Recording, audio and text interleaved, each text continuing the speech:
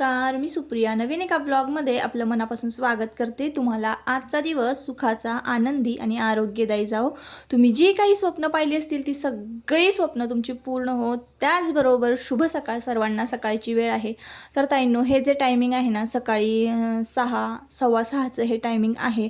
आणि बघा किती छान असं धुकं पसरलेलं होतं। तर सकाळी सकाळचं हे वातावरण होतं। आज उठायला जरा उशीर झालेला होता ताईंनो। आज आहे नरक चतुर्दशी आणि हा व्हिडिओ तुम्हाला थोडा उशिरा येतोय। तर नरक चतुर्दशी आहे आज आणि आजचा जो काही अभ्यंग स्नानाचा मुहूर्त होता तर तो 5:45 ते 6 सव्वा 6 पर्यंतचा मुहूर्त होता आणि नेमकी 6 वाजता मला जाग आली। तर या आधीचा व्हिडिओ तुम्ही पाहिला आहे तर बघा, मस्तपैकी लाडू बांधून घेतलेले होते मी आचार्यांकडनं। तर आचार्यांनी बुंदी पाडून दिलेली होती। तर लाडू बांधलेले होते ना, ते थोडेसे ओलसर होते। तर बांधल्यानंतर मी ते तसेच ताटामध्ये पेपर वगैरे लावून सुकायसाठी ठेवलेले होते। आता ते छान सुकलेले आहेत तर म्हटलं चला डब्यामध्ये भरून घेऊया, कारण ओलसर जर डब्यामध्ये भरले असते ना तर मग बुरशी वगैरे लागली असती। ते 8-15 दिवस तरी हे लाडू टिकायला पाहिजेत। तर झालेले आहेत लाडू डब्यामध्ये भरून। एक 5-1 किलोचा डबा भरलेला आहे आणि आजूबाजूला तुम्हाला बघा भरपूर पसारा दिसत असेल ताईंनो। सणवार असला ना की आपल्या घरामध्ये असा पसारा बघायला मिळतो। तर चला म्हटलं, सकाळी सकाळी अंघोळ वगैरे झालेली आहे, देवपूजा झालं आणि जो काही पसारा होता तो सुद्धा आवरलेला आहे, आटपलेला आहे। तर अजून कोणीही उठलेलं नाही आहे। खरं तर आज आहे अभ्यंग स्नानाचा पहिला दिवस आणि पहिली अंघोळ। तर खरं तर सगळे उठायला पाहिजे होते पण अजून कोणी उठलेलं नाही। तर म्हटलं चला शंकरपाळ्या करून घेऊया। तर 1 वाटी साखर घेतलेली आहे। तुम्हाला मी वाटीचं प्रमाण सुद्धा तुम्ही पाहिलं असेल आणि तीच 1 वाटी भरून बघा पाणी घेतलेलं आहे आणि साखर ना वितळायला ठेवलेली आहे। म्हणजे थोडंसं बघा गरम करून घेतलेली आहे। पाण्यामध्ये विरघळेपर्यंतच फक्त मी हे पाणी गरम केलेलं आहे आणि तीच 1 वाटी बघा तूप घेतलेलं आहे। तर हे साजूक तूप आहे। म्हणजे आपलं साखरेचा पाक जो आहे, पूर्ण पक्का पाक नाही तयार करायचा आपल्याला, फक्त साखर पाण्यामध्ये वितळवायची आहे आणि विरघळली ना की मग पाणी म्हणजे तो पाक ओतायचा आणि त्या पाकामध्ये ना 1 वाटी तूप, म्हणजे ज्या वाटीनं तुम्ही साखर घेतली ना त्याच वाटीनं तुम्ही तूप घ्यायचं आहे आणि ते तूप गरम चांगलं करायचं आणि ओतायचं आहे त्या पाकामध्ये, मिक्स करायचं आहे। तूप आणि पाक मिक्स केला की वेलची बघा मी त्यामध्ये घातलेली आहे। वेलची पूड घातल्यानंतर मैदा घालायचा आहे त्यामध्ये। तर जितका मैदा या मिश्रणामध्ये बसल, या लिक्विडमध्ये म्हणजे या तुपामध्ये आणि पाकामध्ये, तर तेवढा सगळा मैदा आपल्याला यामध्ये घालायचा, जेवढा बसेल तेवढा। तर असं हे परफेक्ट प्रमाण आहे ताईंनो। शेवटपर्यंत जर तुम्ही व्हिडिओ पाहिलात तर तुमच्या लक्षात येईल की आपली शंकरपाळी कशी झालेली आहे। तर सगळे पदार्थ झाले बघा, करंजी केली, चकली केली, लाडू झाला, चिवडा झाला, फक्त राहिल्या होत्या शंकरपाळ्या। तर म्हटलं चला शंकरपाळी सुद्धा करून घेऊया पटपट पटपट। आणि तर बघा असं छान पीठ असं मळून घ्यायचं। आता तुम्ही पाहिलं असेल पहिल्यांदा बघा मी ना चमच्यानं पीठ असं मिक्स केलेलं होतं। तर आपल्याला हे शंकरपाळीचं पीठ आहे ना, असं आपण जसं गव्हाचं पीठ मळतो तसं अजिबात मळायचं नाही आहे। मी एकाच हाताने, तुम्ही पाहत असाल की लागल तसा मैदा घेते, म्हणजे जेवढा त्यामध्ये बसल तेवढा।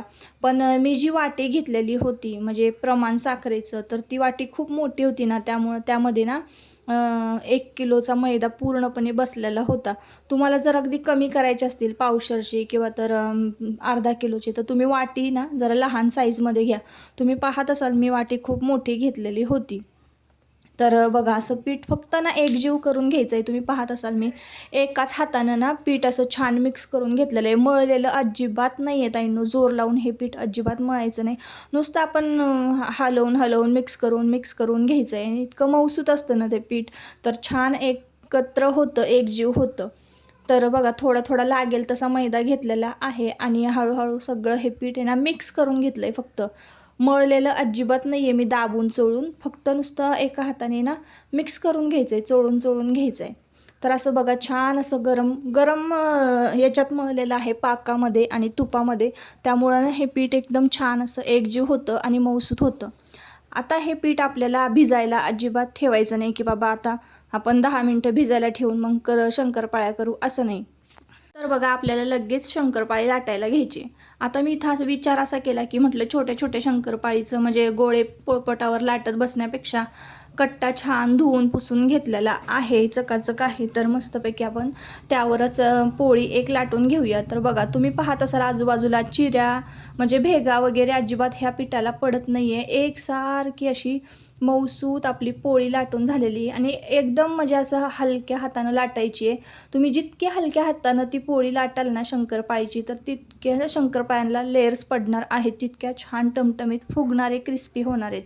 तर अशा पद्धतीनं तुम्ही शंकरपाळी करू शकता. आणि शंकरपाळीच्या सगळ्या टिप आणि ट्रिक्स मी यामध्ये सांगितलेल्या आहे, की ती लाटायची कशी, मळायची कशी आणि तळतानासुद्धा कुठली ट्रिक वापरायची हे मी सांगणार आहे. तर व्हिडिओ कंटिन्यू करा. तर बघा कशा पद्धतीने मी अगदी हलक्या हाताने शंकरपाळ्या लाटून घेतल्या आणि थोड्याशा जाडसर ठेवायच्या. तेलात सोडल्या की ते शंकरपाळ्या छान फुलतात. तर बघा इथं करंजी तळलेलं तेल होतं, तर त्याच तेलामध्ये ना मी ह्या शंकरपाळ्या तळून घेतलेल्या आहेत. तर तळताना काय करायचं आहे ताईंनो, आपल्याला तेल जे आहे तर ते चांगलं तापवून घ्यायचं आहे. म्हणजे जास्त कडकही नाही तापलं पाहिजे, अगदी कोमटही नाही पाहिजे. तर मीडियम फ्लेम म्हणजे मीडियम याच्यावर तेल तापवायचं आहे. जराशी थोडंसं कडक असं करायचं आहे, गरम करायचं आहे. कोमट पण नाही करायचं, जास्त थंड पण नाही ठेवायचं आणि जास्त कडक गरम पण नाही करायचं आहे. तर अशा पद्धतीने आपल्याला तेल तापवून घ्यायचं आहे आणि मगच त्यामध्ये शंकरपाळी सोडायची आहे. तर आधी ना गॅसची फ्लेम जी आहे ती फुल ठेवायची शंकरपाळी सोडताना. आणि शंकरपाळी तेलामध्ये सोडली की लगेचच आपल्याला गॅसची फ्लेम जी आहे तर ती ना बारीक करायची आहे. आणि मंद आचेवर बघा अशा पद्धतीनं खालीवर शंकरपाळ्या कंटिन्यू हलवायच्या. म्हणजे सगळ्या बाजूनी ना शंकरपाळ्यांना एकसारखा कलर येतो. फक्त ते तळायलाच थोडीशी शंकरपाळ्याला मेहनत लागते. ज्या गोड शंकरपाळ्या आहेत तर त्या थोडं तळणं अवघड जातं. आणि कधी कधी असं होतं की तुमचं जर तेल तापलेलं नसेल आणि तुम्ही शंकरपाळी जर तेलामध्ये सोडली तर शंकरपाळ्या संपूर्णपणे तेलामध्ये विरघळतात. तर बऱ्याच जणांचं बघा असं होत असणार आहे आणि तेलामध्ये शंकरपाळी विरघळते. तर याच प्रॉब्लेमसाठी बरेच जण नेटवर सर्चसुद्धा करतात की शंकरपाळी विरघळल्यानंतर काय करायचं. तर विरघळू नाही यासाठी काय करायचं मी या व्हिडिओमध्ये सांगितलेलं आहे. तुम्ही पाहू शकता किती सारे लेयर्स पडलेले आहेत. अगदी खारीसारखी खुसखुशीत अशी शंकरपाळी झालेली आहे. प्रॉब्लेम फक्त एकच असतो की तुमचं तेल जर थंड राहिलं तर तुमची शंकरपाळी तेलामध्ये पूर्णपणे विरघळणार आहे आणि जास्त कडकही तापलं तर शंकरपाळी पूर्णपणे वरून करपणार आणि आतून कच्ची राहणार आहे. तर तेलाचं जे प्रमाण आहे ते गणित तेलाचं आपल्याला कळालं पाहिजे की ते किती तापवायचं आहे. अगदी कोमटही नाही पाहिजे आणि अगदी जास्त तापलेलंही नाही पाहिजे. मध्यम याच्यावर आपण म्हणतो ना वातावरणामध्ये ते तेल असायला हवं टेम्परेचरमध्ये. तर असो, आता शंकरपाळी कशी केली त्याची रेसिपी मी तुम्हाला सगळं सांगितलेलं आहे अगदी व्यवस्थित. तर संध्याकाळची वेळ आहे ताईंनो ही आणि म्हटलं चला आता सगळं काम झालेलं आहे, रेसिपीज झाल्या, जेवण वगैरे दुपारचे झाले, जेवण केलं, जेवणाची भांडी वगैरे घासून घरातलं सगळं आटपून झालेलं आहे. बराचसा पसारा पडलेला होता घरामध्ये. तर सध्या ना काय होतंय, मधूनच पाऊस येतोय आणि पावसामुळं जे काही डेकोरेशन केलेलं आहे घराला, लाईटिंग वगैरे, तर ते सगळं भिजतं. आणि मग भिजल्यानंतर कुणाला करंट वगैरे लागू नये यासाठी ना मी त्या लाईटिंग सगळ्या काढून परत गोळा करून ठेवत असते. आणि लावायच्या वेळेला ना इतकी गडबड गोंधळ होतो ना की परत एकटीनं लावणं खूप अवघड जातं. तर वरची लाईटिंग जी आहे बघा ती लावता अंधार पडलेला आहे. आता वरती टेरेसवर लावली लाईटिंग आणि खालचं जे आपली गॅलरी आहे तर त्या गॅलरीला ना म्हणजे मेन डोअरची जी गॅलरी आहे तर ती सुद्धा छान सुशोभित असायला हवी म्हणून बघा ही लाईटिंग लावणं माझं चालू आहे. तर आता 6:30 पावणे 7चं हे टायमिंग असावं आणि दिवाबत्तीची वेळ झालेली आहे. तर ही म्हटलं आता उद्या आहे लक्ष्मीपूजन, तर लाईटिंग लावल्याशिवाय म्हटलं मला काही चैन पडणारच नाही. तर त्यामुळं ना सगळ्यात आधी म्हटलं लाईटिंग लावून घेऊया अंधार झाला असला तरी आणि मग दिवा वगैरे लावूया. ते आहे ना ते हे खाली घे, हे हे हे हे हे खाली खाली आग हा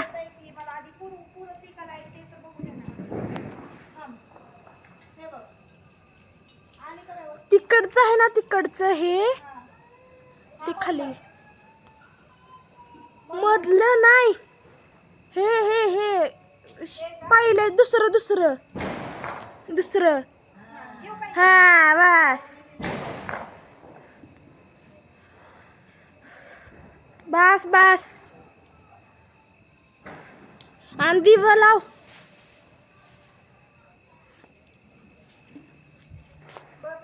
ओकेच. हे जराशी खाली घे. हे तिसरं 3 नंबरचं.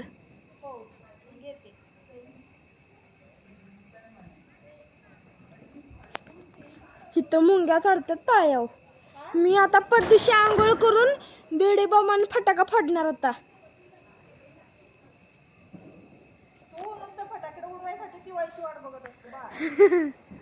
अगं मम्मी.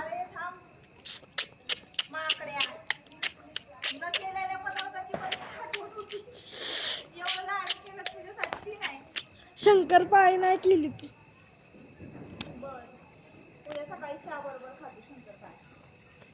काय नको मला आता.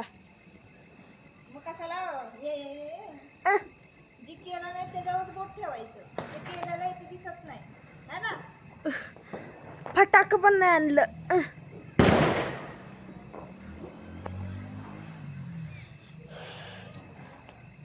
केनलला कशाला दिवा लावलाय. तर ताईंनो, आज आहे नरक चतुर्दशी आणि आज ना थोडासा गोंधळ गडबड झाला, जरा उशिरा जाग आली. पण असो काही नाही. तर आज ना आजच्या दिवसाला छोटी दिवाळी म्हणून सुद्धा म्हणजे ओळखले जातो आजचा दिवस, नरक चतुर्दशी. तर आज नरक चतुर्दशी आहे आणि आजपासून अभ्यंग स्नानाला सुरुवात होते. तर आज अभ्यंग स्नानाचा पहिला दिवस आहे. तर आजच्या दिवशी काय करतात, कारीट नावाचं फळ मिळतं. तर ते कारीट नावाचं फळ नरकासुराचं प्रतीक मानलं जातं आणि ते आपल्या डाव्या पायाच्या अंगठ्यानं फोडायचं असतं. म्हणजे अभ्यंग स्नान करण्याआधी ते फळ आपल्या डाव्या पायाच्या अंगठ्यानं फोडायचं आणि त्यातून जो काही दुर्गंध निघतो तर तो आपल्या नाकापर्यंत पोहोचला तर आपल्या शरीरातलं जे काही रक्ताभिसरण आहे ते अगदी सुरळीतपणे चालू असतं, म्हणजे होतं असं म्हणतात. तर हे सायंटिफिक रिझन आहे त्या प्रथेमागचं.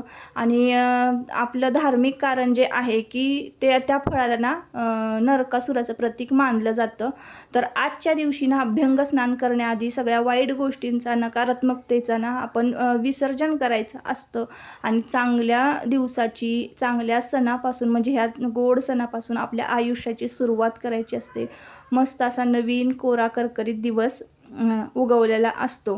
तर सगळ्या चांगल्या गोष्टी, सगळे शुभकार्य आपल्या मनातली जी काही आहेत तर ती त्याला सुरुवात करायची असते. आता बघा उद्या आहे लक्ष्मीपूजन, तर लक्ष्मीपूजनाची इकडे तयारी चालू झालेली आहे. तर आजचा दिवस काय झालं, काल ना खूप धावपळ झाली, शॉपिंग आणि फराळ वगैरे करायचं. आचारी बाबा आले होते, त्यांच्या हाताखाली द्यायचे सगळ्या वस्तू. तर या गोष्टीमध्ये काय होतं, आपण खूप दमून जातो. घरातल्या गृहिणी आपण म्हणतो की नाही दिवाळी पहाटे लवकर उठलं पाहिजे, दिवे लावले पाहिजेत, सगळं ह्या सगळ्या गोष्टी सगळं मान्य असतं ताईंनो. पण कधी कधी इतकी दमछाक होते ना, दिवसभर टेकायला सुद्धा असं मिळत नाही. तर त्यामुळं ना काय होतं, लवकर उठणं होत नाही. आणि जेव्हा आपण उठलेलं असतो ना तेव्हा थोडंसं उजाडलेलं असतं. तर जेव्हा अंधार असतो ना तेव्हाच खरं दिवे लावण्यामध्ये खूप मजा असते. तर जरा लवकर उठायला पाहिजे होतं आज मी. निदान 4:30-5 वाजता तरी उठायला पाहिजे होतं. तर आज वाजलेले होते 6. तर असो, आजचं नाही काय, पण उद्याचा खूप महत्त्वाचा दिवस आहे. उद्या आहे लक्ष्मीपूजन, तर दिवाळीतला सर्वात महत्त्वाचा दिवस. तर ना मी काय केलं आहे ताईंनो, आता तुम्हाला खरं तर मी ही ट्रिक आहे ना दिवाळीच्या आधी 15 दिवस आधी शेअर करायला पाहिजे होती. पण असो, आता काही नाही, मी आत्ता करते म्हणजे तुम्ही पुढच्या दिवाळीला कराल. तर मी काय केलं आहे, डालडा असतो की नाही आपला, तो डालडा ना विरघळवून घेतलेला आहे. त्यामध्ये फुलवाती भिजत ठेवलेल्या आहेत. फुलवातीची टोकं जी आहेत ती छान अशी भिजवून घ्यायची आहेत आणि बोटाने चांगली मळून घ्यायची आहेत, म्हणजे ती छान व्यवस्थित पेटतात. तर मग काय करायचं, डालडा जो वितळलेला आहे तर तो भरायचा आहे आपल्याला पंत्यांमध्ये. तुमच्याकडे जर सिलिकॉनचं ट्रे असेल, मोल्ड असेल, तर त्याच्यामध्ये ना काय करायचं, अशा फुलवाती ठेवायच्या आणि डालडा ओतायचा आणि फ्रीजला ठेवून द्यायच्या. म्हणजे त्याचे ते सिलिकॉनच्या ट्यूबमधनं ना ते क्यूबसुद्धा ज्या आहेत फुलवातीच्या त्या निघतात आणि त्या पंतीमध्ये ठेवता येतात आणि व्यवस्थित ते जळतात सुद्धा, प्रज्वलितसुद्धा होतात. तर माझ्याकडे ना सिलिकॉनचा जो ट्रे आहे तर तो नव्हता, म्हणून मी हे डायरेक्ट पंतीतच केलेलं आहे तयार.